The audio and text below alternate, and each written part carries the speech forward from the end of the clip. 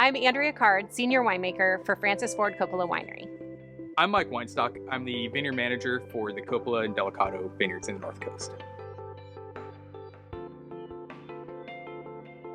Archimedes was considered one of the greatest mathematicians of all time. He was an ancient physicist, astronomer, inventor. He was able to harness the sun's rays by using a reflective lens and actually burn up his opponents, the Romans, ships at sea.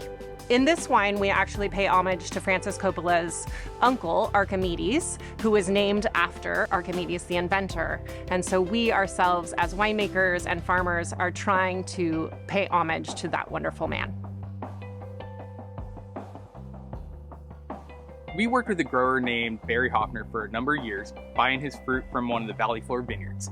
And one day during one of our meetings, he mentioned that he wanted to plant the Pine Mountain ranch that he has, and we were extremely excited about it, and we offered a planting contract with him. So we were able to design this vineyard how we wanted it to be, with the variety, the rootstocks, the clones, and that's how we got started buying fruit from the Silverwood Ranch.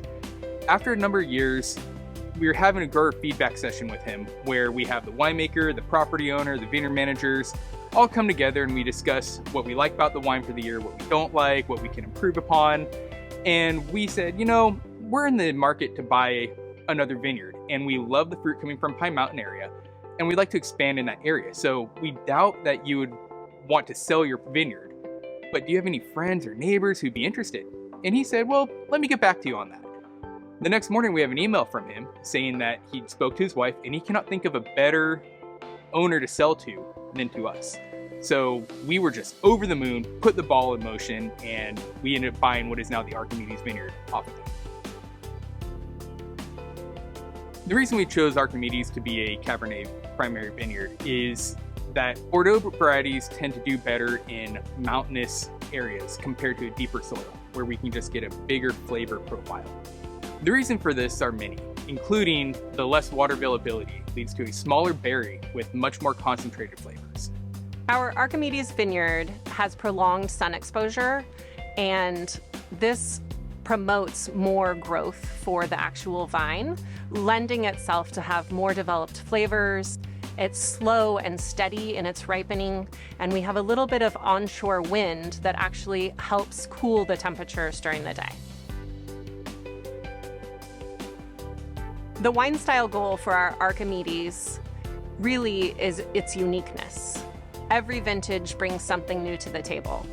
The Archimedes vineyard is atop Pine Mountain, which is a hillside vineyard, and thus bringing very firm tannins, good concentration, and its own sense of place.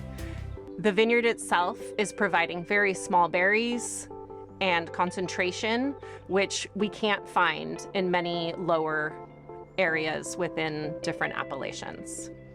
In the Archimedes wine itself, we are not only just bringing in fruit and specific lots from our Archimedes vineyard, but we are also blending in other vineyards to help promote the wine to be the best wine that we can make from that vintage. Our hillside vineyard provides those firm tannins, great structure, good color, and the lower elevation wines are actually bringing into this wine more fleshiness, more fruit, and just pulling out the structure and making it a more attractive wine.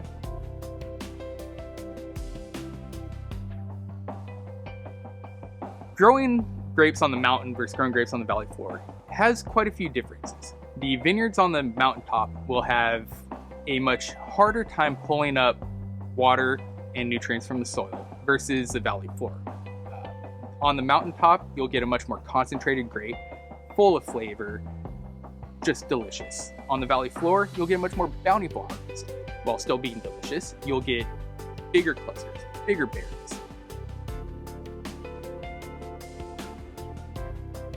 Growing on top of this high elevation, we have a handful of challenges that also have great benefits to it. Some of the challenges are the growing season itself.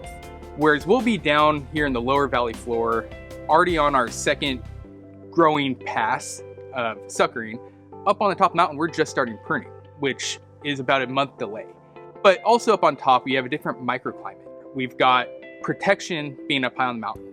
where we'll have 115 degree temperature heat wave down on the valley floor. Up high, it's getting a max of 105. But it also works on the inverse too.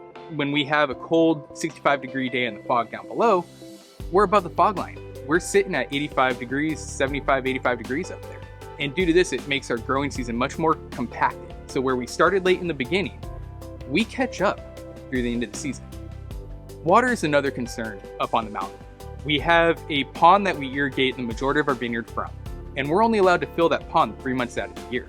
And if we're in a year like we have been, where it's a drought, our ability to fill this pond is not really there. So we have to be very water conscious about it. Luckily, there are some underground streams throughout the different blocks where we're able to almost dry farm 1 or 2 of the spots up there. When you look at the new planting that we have on the very peak of the mountain, we get another variable that we don't have down below and something I've never dealt with before. We've got winds that can blow upwards of 95 miles an hour throughout the growing season of May to July. And I've even seen it later in the year as well. So during the active shoot growth time, we're just getting hammered by wind. And that's something that we're gonna have to take into account for this. But the benefits of all these variables is that we have a very nice hardy vine that has deep reaching roots that are pulling up underground water, underground nutrients, and just giving us the best balance between vine and fruit that we can. Up on the mountain, our priority is not to get the biggest quantity of fruit, it's to make the best tasting quality fruit that we can. And these challenges really help for that.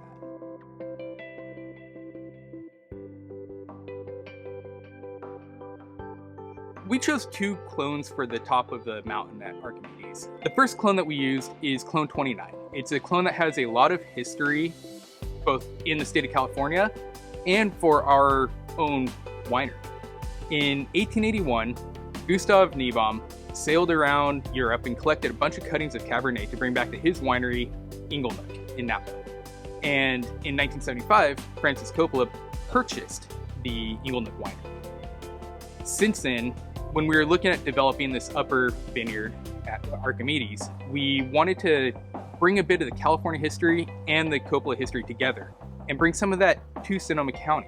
So we planted half that upper vineyard in clone 29 Cabernet. The second clone we have on the mountain is clone 412. It's a clone that has the characteristics of big color and big flavor. In this site with this clone, we are creating a wine that can lay down for multiple years and just be full of flavor, whether you open it 5 years, 10 years, 15 years down the road.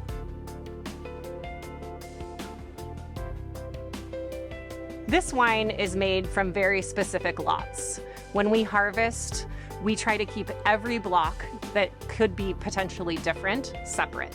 So that means clone, hillside versus valley, the exposure it gets from the sunlight, all of those are kept separate, barreled down separate, and then we have all of these components that we can use for our final blend, making it the perfect, unique wine for that vintage. This wine is cellared in French oak barrels for around 19 months. It can depend vintage to vintage how long we keep it in barrel. Some years the wine is so prolific and so rich and so structured that we actually want to keep it in barrel longer, and it will help with the finesse of the final wine. Our Archimedes vineyard is certified sustainable, also fish-friendly farming, and was one of the pilot vineyards in Sonoma County working on a carbon sequestration farming plan.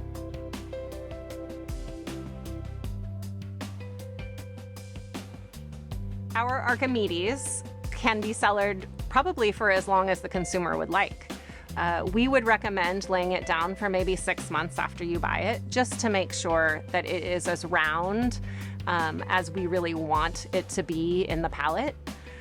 As winemakers, we are actually looking at, let's see, can this be cellared for long? Is it going to be consumed tonight? When you're looking at this wine, we're thinking that the consumer really wants to cellar this wine and use it for a special occasion. That special occasion can be 10 years from now, and you're still gonna have a great structured wine with some fruit behind it, and it's gonna taste amazing.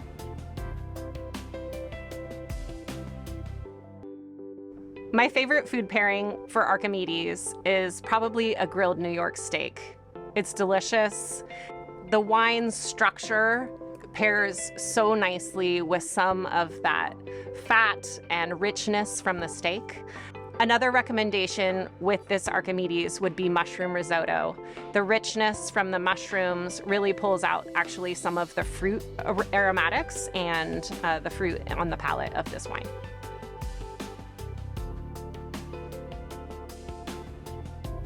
Our Archimedes stands out because of the layered uniqueness and the depth to this wine. Its unique topography, geography, and elevation are all the first fingerprint into the wine. With fruit that is harvested from this vineyard, you are guaranteed a unique wine.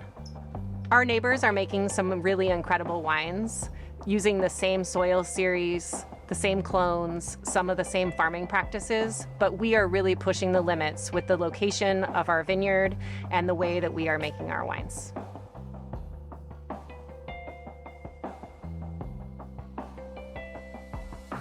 Archimedes Vineyard is at the top of Pine Mountain and shares one of the highest elevations in Sonoma County that has a vineyard planted on it. So this in itself creates a unique wine and something that is unlike any other wine in Sonoma County. This vineyard probably could be compared to many other locations in the world, but due to our unique topography and geography and elevation and all of those wonderful things that we have going for us, we are going to create a different wine than anyone else can.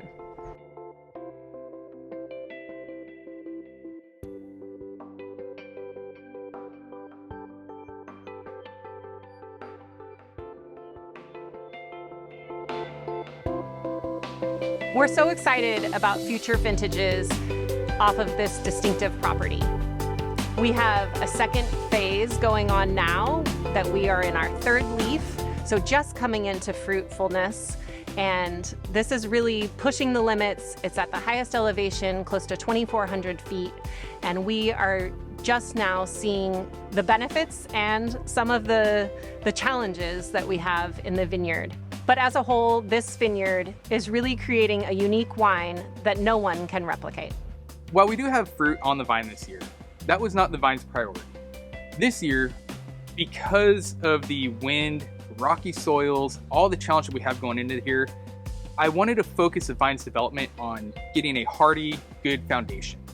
We pruned it down minimal so that we would have most of the effort going into vegetative growth and root development. Next year, we will actually lay down fruiting canes and take some of that energy we had in vegetative growth and funnel it into berry growth. And I really expect next year and the future vintages to be absolutely delicious.